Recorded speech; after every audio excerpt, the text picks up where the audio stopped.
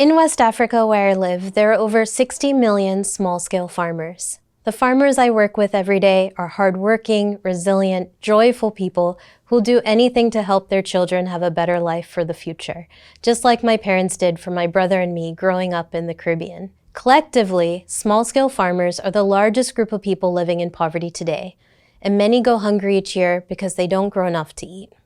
This is what climate change is doing to crops in Senegal. Older farmers like Mustafa tell us that when he was growing up, his parents could plant a small plot of land in order to meet their family's needs. But now his generation needs to plant larger and larger plots of land to be able to keep up. When we ask why, he says, the soil's tired. Today, farms are producing less than what they used to, and many families are struggling to keep up. Climate change is going to continue to fundamentally devastate farmers' crops. Temperatures in West Africa are rising 1.5 times faster than any other region in the world. And of course, this is going to affect incomes and food security in a fast-growing region. Rainy periods are getting shorter, which means that farmers who are used to growing crops in 16 weeks now need to find new seed varieties to be able to grow in 12. And on top of that, bad adaptation, using too much fertilizer, can reduce soil fertility, which will also reduce harvests. To adapt to a changing climate, farmers need new tools. They need better equipment, improved seeds, the right kinds of fertilizer, and technical training. And they need the financial tools to be able to pay for all of this. The prevailing assumption is that farmers need grants, subsidies, or credit to be able to make these farm investments. But the reality is that credit isn't scaling fast enough. Today, it meets only 25% of global demand. And despite these other investments like grants and subsidies, we know that yields per hectare haven't increased significantly in over 4 decades.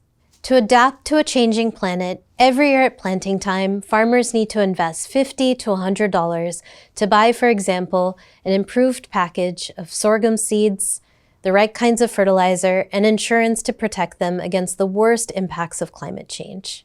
But for a farmer living on $2 a day or less, having $100 all at once would be nearly impossible. But they do have that money in very small increments. They might, for example, sell a few eggs at a weekly market or work on someone else's farm, and over time, you can imagine how that money could add up. So what if we designed a digital financial tool that made it really easy for farmers to save little by little towards this really big farm investment to climate-proof their farm? What if, for example, a farmer who sells her goat at the weekly market for $10 could save half of that towards her farm investment for the next season? This is what myAgro, the nonprofit that I founded, does across Mali, Senegal, and Tanzania. We're unlocking millions of dollars of farmers' own money and driving it towards climate-smart investments in their farm for improved seeds, fertilizer, and technical training. Together, these investments double harvest and generate a 3x return on their investment. Here's an example. This is Mustafa from Toubatoul, Senegal. These fields were planted in 2018 when Senegal was wrecked with low rainfall. That year, we received only 40% of normal rains. The field on the left was planted traditionally, and the field on the right, where he's pointing, was planted with myAgro's Climate Smart Bundle, which Mustafa could afford because he paid for it little by little. For a farmer, what you grow is what you eat the entire year.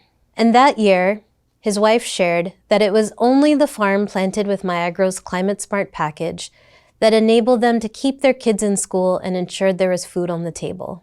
Investing in making farms climate smart is a $100 billion problem in sub-Saharan Africa each year.